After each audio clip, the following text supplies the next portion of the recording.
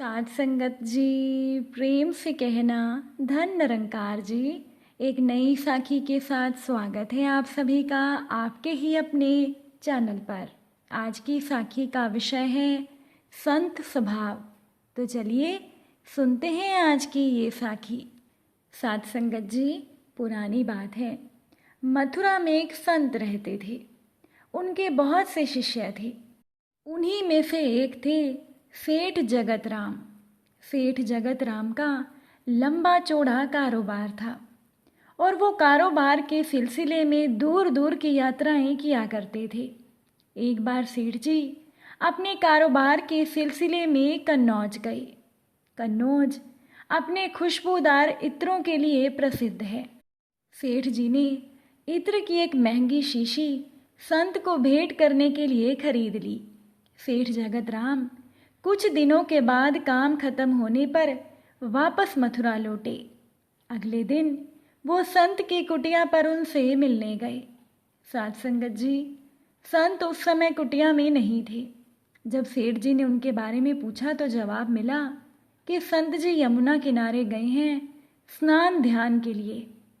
अब जगत राम जी भी यमुना की तरफ चल दिए।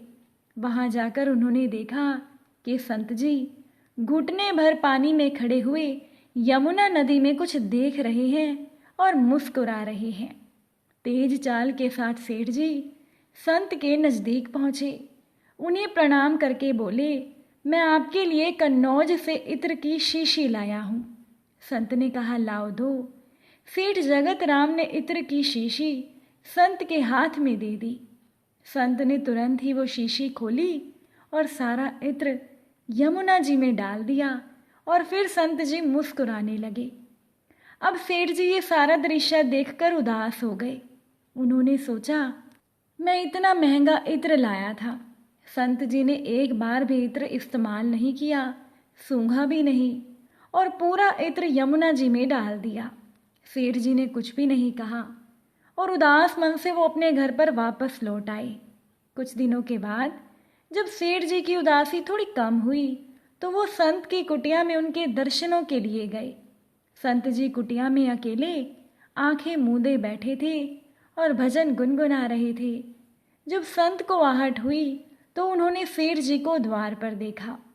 संत ने प्रसन्न होकर सेठ को अपने पास बुलाया और कहा, उस दिन तुम्हारा इत्र बड़ा काम कर गया। सेठ ने हैरानी से संत की तरफ देखा और पूछा, महाराज, मैं कुछ समझा नहीं। संत ने कहा, उस दिन यमुना जी में राधा जी और श्री कृष्ण जी की होली हो रही थी। श्री राधा रानी ने श्री कृष्ण जी के ऊपर रंग डालने के लिए जैसे ही बर्तन में पिचकारी डाली, उसी समय मैंने तुम्हारा लाया हुआ इत्र बर्तन में डाल दिया।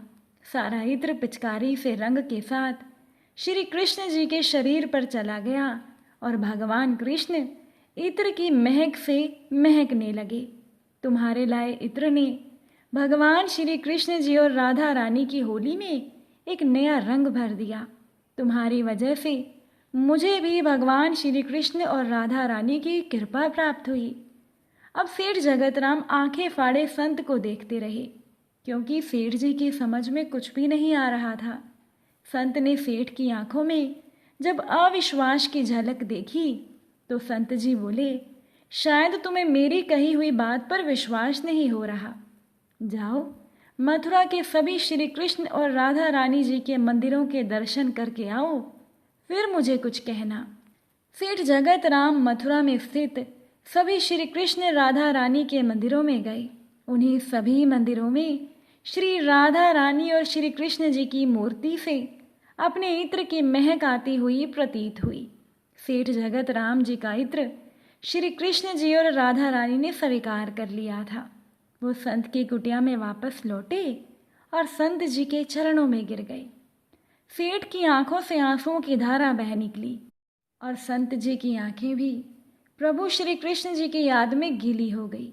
साध संगत जी, इसलिए सदैव ध्यान रखें कि संत महात्मा भले ही हमारे जैसे दिखते हों, हमारे जैसे रहते हों, लेकिन ये संत महात्मा हर वक्त ईश्वर में मन लगाए रहते हैं।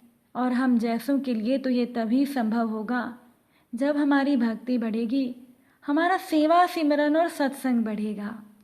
ऐसा ही होता है संत का स्वभाव। साध संगत जी, एक बार रात के समय एक संत जी के घर पर चोर घुस आए। संत जी के घर में कुछ भी नहीं था, सिर्फ एक कंबल था जो संत ओढ़े लेटे हुए थे। सर्दियों की रात थी। अब चोरों को अपने घर में देखकर संत जी रोने लगे, क्योंकि उन्हें पीड़ा हो रही थी कि चोर मेरे घर में कुछ चुराने आए, लेकिन मेरे घर में चुराने को कुछ है ही नहीं। अब संत जी की आंखों से आंसू निकलने लगे और उनकी सिसकियां सुनकर चोरों ने संत जी से पूछा कि भाई तुम रोते क्यों हो? संत जी ने कहा, मैं तो अपने दुर्भाग्य पर रो रहा हूँ। ईश्वर ने मुझे मौका दिया। लोग संतों के यहाँ चोरी करने नहीं जाते, लोग तो सम्राटों के यहाँ जाते हैं। तुम चोरी करने यहाँ आए, तुमने तो मुझे सम्राट बना दिया। पल भर को मुझे भी लगा कि मेरे घर चोर कैसे आ गए। ये तो मेरा सौभाग्य हो गया।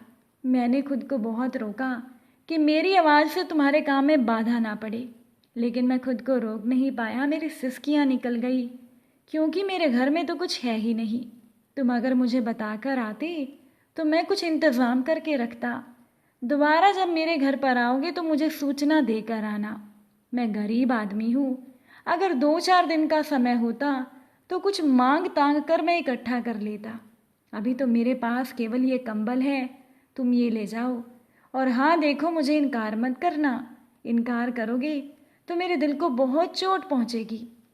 अब ये सुनकर चोर घबरा गए। उनकी तो समझ में कुछ आ ही नहीं रहा था। ऐसा व्यक्ति उन्हें जिंदगी में पहली बार मिला था।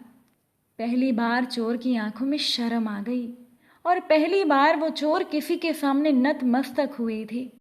वो चोर संत का कंबल लेना नहीं चाहते थे, लेकिन मना करके संत को दुख भी नहीं देना चाहते थे, इसीलिए उन्होंने वो कंबल ले लिया। संत ने कहा, तुम मेरी फिक्र मत करना, मुझे तो यूं ही रहने की आदत है। तुम 3-4 मील चलकर मेरे गांव आए, सर्दियों की रात है, इस समय रात को घर से कौन निकलता है। तुम चुपचाप ये कंबल ले जाओ और दोबारा जब यहाँ आना तो मुझे खबर करके आना। चोर कंबल लेकर घर से बाहर जा ही रहे थे कि संत चिल्लाने लगा कि सुनो, कम से कम दरवाज़ा बंद करो और मुझे धन्यवाद दो। चोरों ने सोचा ये बड़ा अजीब आदमी है। चोरों ने धन्यवाद दिया और संत जी के घर का दरवाज़ा बंद कर दिया। फिर वो चोर पकड़े गए। अदालत में मुकदमा चला, कंबल भी पकड़ा गया। पता लगाया गया कि वो कंबल किसका है। मालूम पड़ा कि वो कंबल तो संत जी का है। अब जज ने कहा कि तुम उस गरीब संत के यहाँ भी चोरी करने गए थे। संत को बुलाया गया और जज ने कहा कि अगर संत ने कह दिया ये कंबल मेरा है और तुमने चुराया है, तो फिर हमें और किसी प्रमाण की कोई ज़रूरत नहीं। उस आदमी का एक ही वाक्य 1000 आदमियों के वाक्यों से बड़ा है। वो संत जी बहुत प्रसिद्ध संत थे। जज ने कहा, फिर जितनी सख्त सज़ा मैं तुम्हें दे सकता हूँगा मैं वही दूंगा, और बाकी तुम्हारी चोरियाँ सिद्ध हो या ना हो मुझे कोई फिक्र नहीं। अगर उस एक आदमी ने, उस संत ने ये कह दिया। चोर घबरा गए। संत को अदालत में बुलाया गया। संत ने आकर अदालत में कह दिया, ये चोर नहीं हैं, ये बड़े भले लोग हैं। मैंने कंबल इन्हें भेंट किया था और इन्होंने मुझे धन्यवाद दिया था, और जब इन्होंने धन्यवाद दे दिया तो बात खत्म हो गई। मैंने कंबल दिया, इन्होंने धन्यवाद दिया। इतना ही नहीं, ये तो इतने भले लोग हैं कि जब ये बाहर निकले तो मेरे घर का दरवाज़ा भी बंद करके गए थे। अब चोरों को छोड़ दिया गया, क्योंकि संत ने कहा था इन्हें मत सताना, ये बहुत भले लोग हैं। बाहर निकलकर वो चोर संत के पैरों में गिर गए और कहने लगे, महाराज हमें दीक्षित करो। और उन्होंने संन्यास ले लिया। संत जी बाद में खूब हंसे। संत ने कहा, तुम संन्यास में प्रवेश कर सको इसीलिए तो मैंने ये कंबल तुम्हें भेंट किया था, और इसे तुम पचा थोड़ी ही सकते थे। इस कंबल में मेरी सारी प्रार्थनाएं बुनी थी। इस कंबल में मेरी सारी आराधनाओं की कथा थी। ये केवल कंबल नहीं था।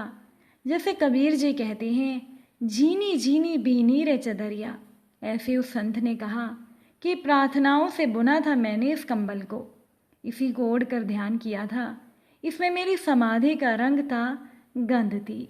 तुम इससे बच नहीं सकते थे, ये मुझे पूरा विश्वास था। कंबल तुम्हें भी ले आएगा, और आखिरकार तुम आ गए। तुम पहले रात में आए थे और आज दिन में आए हो। उस दिन चोर की तरह आए थे, आज शिष्य की तरह आए हो। ये मुझे पूरा भरोसा था। साध संगत जी, ऐसा ही होता है संत का स्वभाव। संत महापुरुष तो अपनी शरण में आने वालों को भी अपने जैसा ही बना लेते हैं। अगर आज की ये साखी आपको अच्छी लगी हो तो वीडियो को शेयर ज़रूर कीजिएगा।